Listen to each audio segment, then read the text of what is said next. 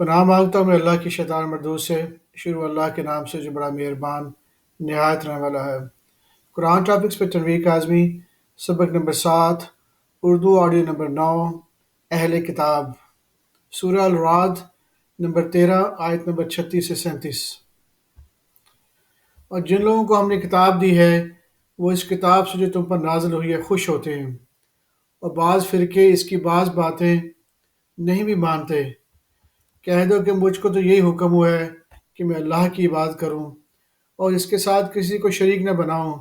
میں اسی کی طرف بلاتا ہوں اور اسی کی طرف مجھے لوٹنا ہے۔ اور اس طرح ہم نے اس قرآن کو عربی زبان کا فرمان بنا کر نازل کیا ہے۔ اگر تم علم آ جانے کے بعد ان لوگوں کے خواہشوں کے پیچھے چلو گے تو اللہ کے سامنے کوئی نہ تمہارا مددگار ہوگا اور نہ کوئی بچانے والا۔ سورہ ابراہیم نمبر 14 آیت نمبر 5 سے 7۔ اور ہم نے موسیٰ کو اپنی نشانیاں دے کر بھیجا کہ اپنی قوم کو تاریکیوں سے نکال کر روشنی میں لے آؤ، اور ان کو اللہ کے دن یاد دلاؤ، اور اس میں سے لوگوں کے لیے جو صابر و شاکر ہیں نشانیاں ہیں۔ جب موسیٰ نے اپنی قوم سے کہا کہ اللہ نے جو تم پر مہربانیاں کی ہیں ان کو یاد کرو، جبکہ اس نے تم کو فرعون کی قوم سے رہائی بخشی، وہ لوگ تمہیں برے عذاب دیتے تھے اور تمہارے بیٹوں کو مار ڈالتے تھے اور تمہاری لڑکیوں کو زندہ رہنے دیتے تھے، اور اس میں تمہارے پروردگار کی طرف سے بڑی آزمائش تھی۔ اور جب تمہارے پروردگار نے تم کو آگاہ کیا کہ اگر شکر کرو گے تو میں تمہیں زیادہ دوں گا، اور اگر ناشکری کرو گے تو یاد رکھو کہ میرا عذاب بھی بڑا سخت ہے۔ اور موسیٰ نے صاف صاف کہہ دیا ہے اگر تم اور جتنے لوگ زمین میں ہیں سب کے سب ناشکری کرو تو بھی اللہ بے نیاز ہے، قابل تعریف ہے۔ سورہ النحل نمبر 16 آیت نمبر 124 سے 128۔ ہفتے کا دن تو انہی لوگوں پر مقرر کیا گیا تھا جنہوں نے اس میں اختلاف کیا، اور تمہارا پروردگار قیامت کے دن ان میں ان باتوں کا فیصلہ کر دے گا جن میں وہ اختلاف کرتے تھے۔ اے پیغمبر، لوگوں کو حکمت اور نیک نصیحت سے اپنے پروردگار کے راستے کی طرف بلاؤ، اور بہت اچھے طریقے سے ان سے مناظرہ کرو۔ جو اس کے راستے سے بھٹک گیا تمہارا پروردگار اسے بھی خوب جانتا ہے، اور جو راستے پر چلنے والے ہیں ان سے بھی خوب واقف ہے۔ اگر تم ان کو تکلیف دینی چاہو تو اتنی ہی دو جتنی وہ تکلیف وہ تم کو ان سے پہنچی، اور اگر صبر کرو تو یہ صبر کرنے والوں کے لیے بہت اچھا ہے۔ اور صبر ہی کرو، اور تمہارا صبر بھی اللہ ہی کی مدد سے ہے، اور ان کے بارے میں غم نہ کرو، اور جو یہ سازشیں کرتے ہیں ان سے تنگ دل نہ ہو۔ کچھ شک ہی نہیں کہ جو پرہیزگار ہیں اور جو نیکوکار ہیں اللہ ان کا مددگار ہے۔ سورہ بنی اسرائیل نمبر 17 آیت نمبر 2۔ اور ہم نے موسیٰ کو کتاب عنایت کی تھی اور اس کو بنی اسرائیل کے لیے رہنما مقرر کیا تھا کہ میرے سوا کسی کو کارساز نہ ٹھہرانا۔ سورہ بنی اسرائیل نمبر 17 آیت نمبر 4 سے 9۔ اور ہم نے کتاب میں بنی اسرائیل سے کہہ دیا تھا کہ تم زمین میں 2 دفعہ فساد مچاؤ گے اور بڑی سرکشی کرو گے۔ بس جب پہلے وعدے کا وقت آیا تو ہم نے اپنے سخت لڑائی لڑنے والے بندے تم پر مسلط کر دیے، اور وہ شہروں کے اندر پھیل گئے، اور وہ وعدہ پورا ہو کر رہا۔ پھر ہم نے دوسری بار تم کو ان پر غلبہ دیا اور مال اور بیٹوں سے تمہاری مدد کی اور تم کو جماعت کثیر بنا دیا۔ اگر تم نیکوکاری کرو گے تو اپنی جانوں کے لیے کرو گے، اگر اعمال بد کرو گے تو ان کا وبال بھی تمہاری ہی جانوں پر ہوگا۔ پھر جب دوسرے وعدے کا وقت آیا تو ہم نے پھر اپنے بندے بھیجے تاکہ تمہارے چہروں کو بگاڑ دیں، اور جس طرح پہلی دفعہ مسجد بیت المقدس میں داخل ہو گئے تھے اسی طرح پھر اس میں داخل ہو جائیں اور جس چیز پر غلبہ پائیں اسے تباہ کر دیں۔ امید ہے کہ تمہارا پروردگار تم پر رحم کرے، اور اگر تم پھر وہی حرکتیں کرو گے تو ہم بھی وہی پہلا سلوک کریں گے۔ ہم نے جہنم کو کافروں کے لیے قید خانہ بنا رکھا ہے۔ یہ قرآن وہ رستہ دکھاتا ہے جو سب سے سیدھا ہے، اور مومنوں کو جو نیک عمل کرتے ہیں بشارت دیتا ہے کہ ان کے لیے اجر عظیم ہے۔ سورہ بنی اسرائیل نمبر 17، آیت نمبر 101 سے 104۔ اور ہم نے موسیٰ کو 9 کھلی نشانیاں دیں تو بنی اسرائیل سے دریافت کر لو کہ جب وہ ان کے پاس آئے تو فرعون نے ان سے کہا کہ موسیٰ، میں خیال کرتا ہوں کہ تم پر جادو کیا گیا ہے۔ انہوں نے کہا کہ تم یہ جانتے ہو کہ آسمان اور زمین کے پروردگار کے سوا اس کو کسی نے نازل نہیں کیا، اور وہ بھی تم لوگوں کے سمجھانے کو، اور اسے فرعون، اور اے فرعون، میں خیال کرتا ہوں کہ تم ہلاک ہو جاؤ گے۔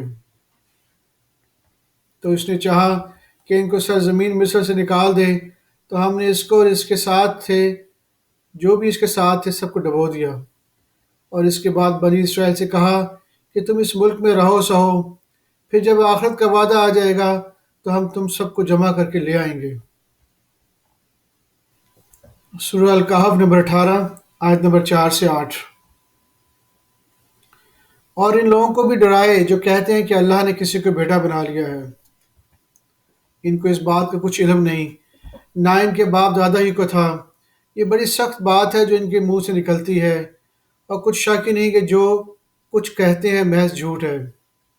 اے پیغمبر، اگر یہ اس کلام پر ایمان نہ لائیں تو شاید تم ان کے پیچھے رنج کر کر کے اپنے تئیں ہلاک کر دو گے۔ جو چیز زمین میں ہے، ہم نے اس کو زمین کے لیے زینت بنایا ہے تاکہ لوگوں کی آزمائش کریں کہ ان میں سے کون اچھے عمل کرنے والا ہے۔ اور جو چیز زمین میں ہے، ہم اس کو نابود کر کے بنجر میدان کر دیں گے۔ سورہ الکہف نمبر 18، آیت نمبر 60 سے 82۔ اور جب موسیٰ نے اپنے شاگرد سے کہا کہ جب تک میں 2 دریاؤں کے ملنے کی جگہ نہ پہنچ جاؤں، ٹلنے کا نہیں، خواہ صدیوں چلتا رہوں۔ پھر جب وہ دونوں ان دریاؤں کے سنگم پر پہنچے تو اپنی مچھلی بھول گئے۔ پھر اس مچھلی نے دریا میں سرنگ کی طرح اپنا راستہ بنا لیا۔ جب آگے چلے تو موسیٰ نے اپنے شاگرد سے کہا کہ ہمارا کھانا لاؤ، اس سفر سے ہم کو بہت تکان ہو گئی ہے۔ اس نے کہا کہ بھلا آپ نے دیکھا نہیں کہ جب ہم نے اس چٹان کے پاس آرام کیا تھا تو میں مچھلی وہیں بھول گیا، اور مجھے آپ سے اس کا ذکر کرنا شیطان نے بھلا دیا، اور اس مچھلی نے عجیب طرح سے دریا میں اپنا راستہ بنا لیا۔ موسیٰ نے کہا، یہی تو وہ مقام ہے جسے ہم تلاش کرتے تھے۔ تو وہ اپنے پاؤں کے نشان دیکھتے دیکھتے لوٹ گئے۔ وہاں انہوں نے ہمارے بندے میں سے ایک بندہ دیکھا جس کو ہم نے اپنے ہاتھ سے رحمت خاص سے نوازا تھا اور اپنے پاس ایک خاص علم بخشا تھا۔ موسیٰ نے ان سے کہا کہ جو علم اللہ کی طرف سے آپ کو سکھایا گیا ہے، اگر آپ اس میں سے مجھے کچھ بھلائی کی باتیں سکھائیں تو میں آپ کا ساتھ ہوں۔ خضر نے کہا کہ تم میرے ساتھ صبر نہیں کر سکو گے، اور جس بات کی تمہیں خبر ہی نہیں، اس پر صبر بھی کیسے ہو سکتے ہیں؟ اور جس بات کی تمہیں خبر ہی نہیں، اس پر صبر کر بھی کیسے سکتے ہو؟ موسیٰ نے کہا، اللہ نے چاہا تو آپ مجھے صابر پائیے گا، اور میں آپ کے ارشاد کے خلاف نہیں کروں گا۔ اس نے کہا، اگر تم میرے ساتھ رہنا چاہتے ہو تو شرط یہ ہے کہ مجھ سے کوئی بات نہ پوچھنا جب تک میں خود اس کا ذکر تم سے نہ کر دوں۔ تو دونوں چل پڑے، یہاں تک کہ جب کشتی میں سوار ہوئے تو اس نے کشتی کو پھاڑ ڈالا۔ موسیٰ نے کہا، کیا آپ نے اس کو اس لیے پھاڑا ہے کہ سواروں کو غرق کر دیں؟ یہ تو آپ نے بڑی عجیب بات کی۔ اس نے کہا، کیا میں نے نہیں کہا تھا کہ تم میرے ساتھ صبر نہیں کر سکو گے؟ موسیٰ نے کہا کہ جو بھول مجھ سے ہوئی اس پر مواخذہ نہ کیجیے، اور میرے معاملہ میں مجھ پر مشکل نہ ڈالیے۔ پھر دونوں چلے، یہاں تک کہ رستے میں ایک لڑکا ملا تو اس نے اسے مار ڈالا۔ موسیٰ نے کہا، آپ نے ایک بے گناہ شخص کو ناک بغیر قصاص کے مار ڈالا، یہ تو آپ نے بری بات کی۔ اس نے کہا، کیا میں نے نہیں کہا تھا کہ تم سے میرے ساتھ صبر نہیں ہو سکے گا؟ انہوں نے کہا، اگر میں اس کے بعد پھر کوئی بات پوچھوں یعنی اعتراض کروں تو مجھے اپنے ساتھ نہ رکھیے گا کہ آپ میری طرف سے عذر کے قبول کرنے میں حد کو پہنچ گئے ہیں۔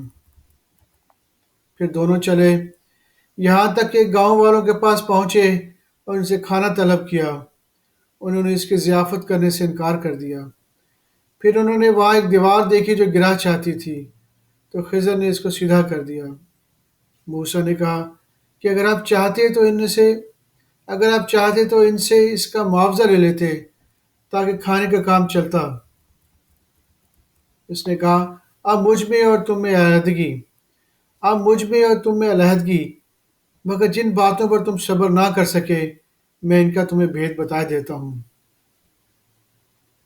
کہ جو وہ کشتی تھی غریب لوگوں کی تھی جو دریا میں محنت کر کے یعنی کشتیاں چلا کر گزارا کرتے تھے، اور ان کے سامنے کی طرف ایک بادشاہ تھا جو ہر اچھی کشتی کو زبردستی چھین لیتا تھا۔ تو میں نے چاہا کہ اسے عیبدار کر دوں تاکہ وہ اسے غصب نہ کر سکے۔ اور وہ جو لڑکا تھا اس کے ماں باپ دونوں مومن تھے، ہمیں اندیشہ ہوا کہ وہ بڑا ہو کر بد کردار ہوگا تو کہیں ان کو سرکشی اور کفر میں نہ پھنسا دے۔ تو ہم نے چاہا کہ ان کا پروردگار اس کی جگہ ان کو اور کوئی بچہ عطا فرمائے جو اخلاقی پاکیزگی میں بہتر اور محبت میں زیادہ قریب ہو۔ اور وہ جو دیوار تھی سو دو یتیم لڑکوں کی تھی جو شہر میں رہتے تھے۔ اس کے نیچے ان کا خزانہ دفن تھا اور ان کا باپ ایک نیک آدمی تھا۔ تو تمہارے پروردگار نے چاہا کہ وہ اپنی جوانی کو پہنچ جائیں اور پھر اپنا خزانہ نکالیں۔ یہ تمہارے پروردگار کی مہربانی ہے، یہ تمہارے پروردگار کی مہربانی ہے، اور یہ کام میں نے اپنی طرف سے نہیں کیے، یہ ان باتوں کی حقیقت ہے جن پر تم صبر نہ کر سکے۔ صدق اللہ العظیم۔